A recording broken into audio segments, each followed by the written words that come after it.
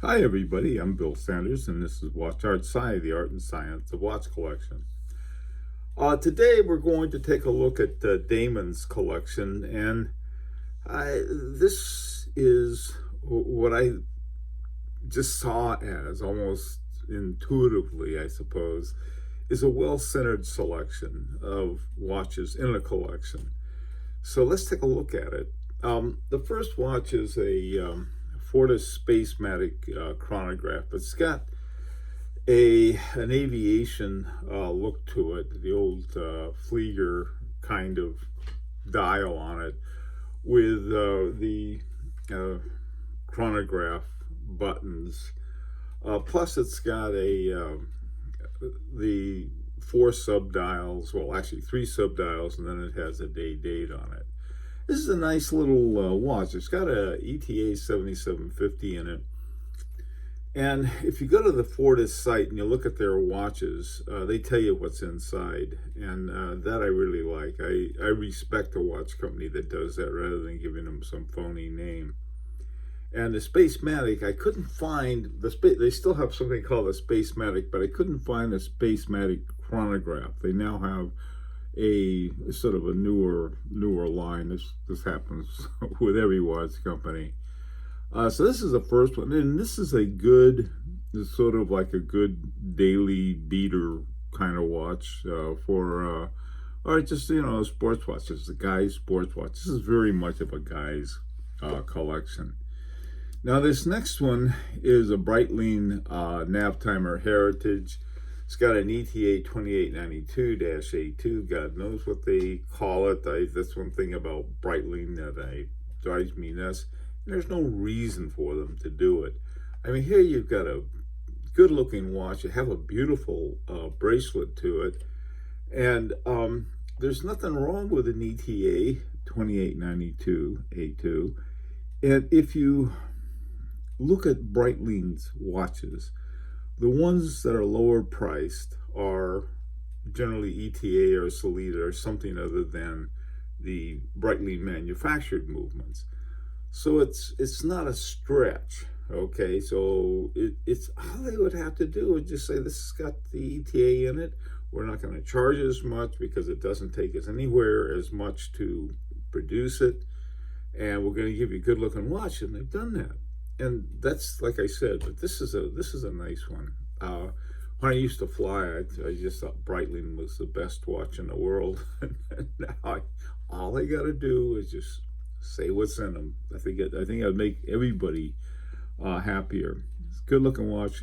I like the 4 o'clock date. I don't know why. I always have, though. It's just sort of something about it. Gives it a little symmetry to make it more interesting. Now, here is a great watch. Damon said this is his dress watch. And of course, this is the Reverso Classique, which means that this is the one that was originally made for a guy playing polo. Not this particular one, but this style. And the idea is that you flip it over and it's solid on the back, so it doesn't get busted while you're playing polo. But it's become very much of a dress watch. I mean, it's a very flexible watch. This could probably pass pretty well as sort of as an executive kind of watch, which you'd expect an executive to wear, or you'd wear it out on a special night out, on date night or something like that. Cool watch.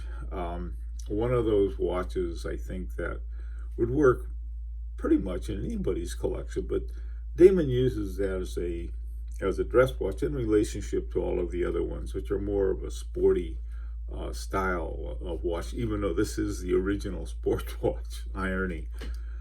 Okay, this next one is the IWC Engineer, and it's got an 80110 in it.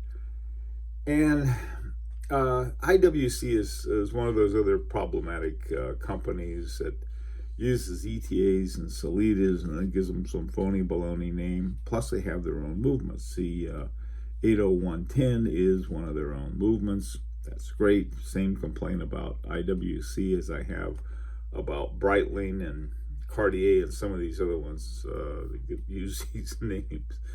But this is a really nice IWC. This is the kind of watch, if I got an IWC, it's the kind of watch I'd probably get, except I'd probably get a white dial.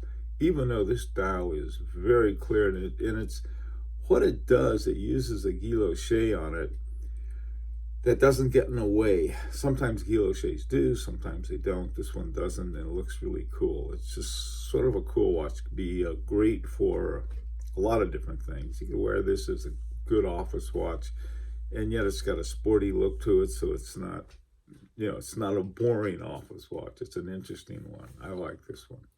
I think this is the one that Damon said if he had only one watch, this would be it. This would be the one he'd have for that. Okay, this next watch is an Omega Speedmaster Professional, the Man on the Moon watch. It's got that the 1861 movement in it. Here's the thing about this watch, and I do like it. I like manual winds. That's one thing.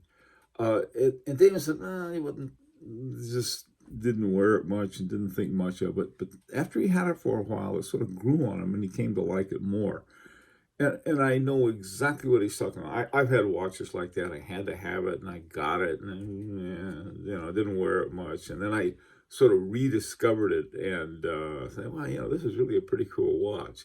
And I think the same is true with that.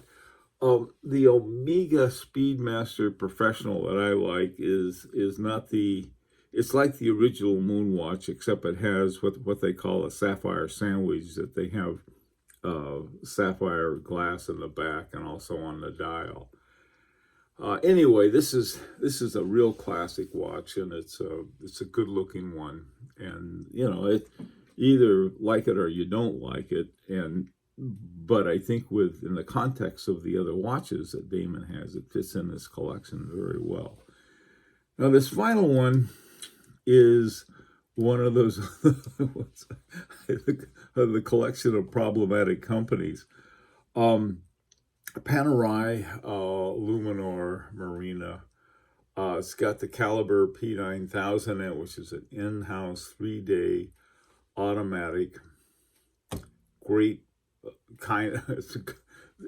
Panerai should make all of their watches like this. Really good, solid watches with their in-house movement. Or if they're going to use an ETA or Solita, just say so. But they quit. What they did is that apparently they've gone to everything now uses this P9000 that's manufactured by Panerai as a base. And Panerai is one of those companies I always like the looks of. Well, it took me a while to get used to that the crown guard on it. But once I got used to that, I even like that too. I can see that, banging around in that watch, and so you don't knock the crown off or goof it up somehow. But I think this is an example of, this is what I'd like to see Breitling and IWC and all of these other ones that use these phony names and movements that are not real in terms of what they call them. They rename a movement to sound like it's in-house or manufactured, and it's not. And the Fortis, you go to buy a Fortis, you know what you're getting. That's I would rather have that than ever having one that they use one of these phony names on. But the thing I like so much about Damon's collection is that he's not a naive collector by a long shot. He knows what he's getting, and that's what's important. And this is the only thing I've ever asked for anybody. You buy something and everybody hates it, but as long as you know what you're getting and you like it, heck with them. You don't need that. You don't need them at all. And this is something about this collection that's solid that I like. I mean, it's just like a centered, solid guy's collection of watches. What would you add to a collection like this? And some of the Breguets, for example, they have the thing I like about Breguet is that they push it up a notch, but not too far. I'll put it that way. They're not there's nothing gaudy about them that I can see. Some people may think so, but I don't. I like Brigades. I don't have one, but doesn't mean I don't like them. Right now I have on a FP Journe Chronomat Surveying. And this is a nice watch. I mean, I know that everyone likes the blues, and that's fine. That's another good watch. They have the same movement. The difference being the Souverains have the power reserve indicator. But it's simple. You could wear that, and 99.9% of the world have no idea what it is. Collectors would know, but, what do we know, right? Okay, so let's hear any suggestions that you might have for Damon's collection. I think it's a nice, solid one. I like it. But let's hear what you have to say. And until Friday, this is Bill Sanders for Watch Outside, the Art and Science of Watch Collection.